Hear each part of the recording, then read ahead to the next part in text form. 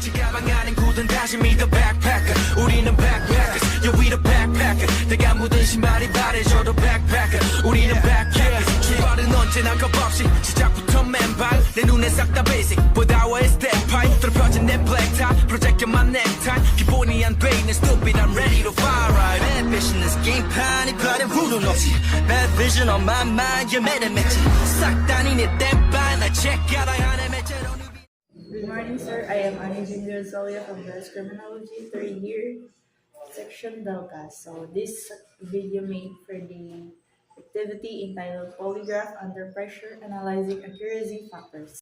So this is the scenario. Mr. Alex Reyes, an accountant at Tech Corp, was suspected of embezzling funds. He underwent a polygraph examination to determine his involvement. So there are factors compromising accuracy. The assigned topic for me is the psychological factors affecting accuracy, the language barriers. So the polygraph examination was conducted in English, Mr. Reyes' the second language. This led to misunderstanding of the question, causing stress and fluctuating psychological responses due to the cognitive load of translating and processing the information. Good day, sir. I am Mark Anthony C. Branzuela. My assigned topic is all about factors compromising accuracy. Psychological factors affecting accuracy. Chronic anxiety disorder. Mr. Reyes suffers from a diagnosed anxiety disorder leading to a consistently elevated baseline heart rate and perspiration. This made it difficult for the examiner of distinguish between anxiety-related psychological responses and those indicate of deception. Next is medication side effect. Mr. Reyes was taking medication for anxiety which has known side effects including irregular heart rhythms and changes in skin conductivity. These side effects interfered with the polygraph's ability to accurately measure psychological responses. And that's all, sir. Thank you. Good day, everyone. I am Jerome Pamaan. Examiner competence. Examiner bias. The examiner had a preconceived notation of Mr. Reyes based on circumstantial evidence. This bias may have influenced the examiner in pretension of the polygraph results, leading to a false positive polygraph result. The examiner concluded Mr. Reyes was deceptive. However, the compromise occurs due to the aforementioned factor rendered this conclusion unreliable.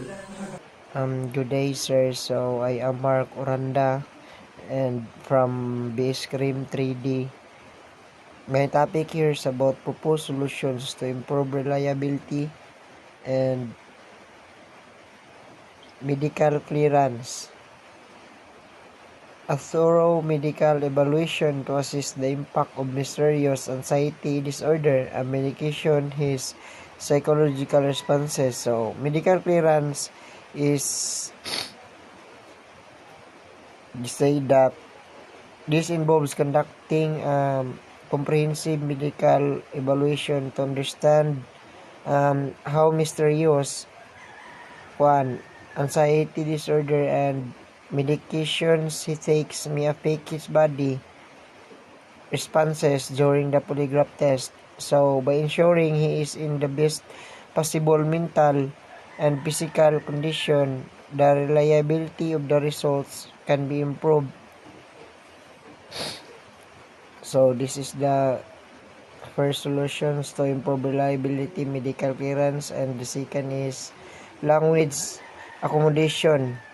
Providing a polygraph examination in Mr. Reyes' native language or using a qualified interpreter. So language accommodation is this refers to provide the polygraph examination in mysterious native language or using a qualified interpreter. So, para kuan to ensure that he clearly understand the questions being asked and can express himself accurately, which helps to avoid misunderstanding that could affect the test's outcome. So that's all my topic. Thank you. Good day to you, sir. I am the last reader of this group. So, bias awareness training, ensuring the examiner receive training or recognizing and mitigating personal biases. Blind interpretation, having a second independent examiner review the polygraph chart without knowledge of the suspect's background or the examiner's initial interpretation. Alternative assessment, use other forms of physiological testing that are less susceptible to the effects of anxiety and medication. That's all, sir. Thank you.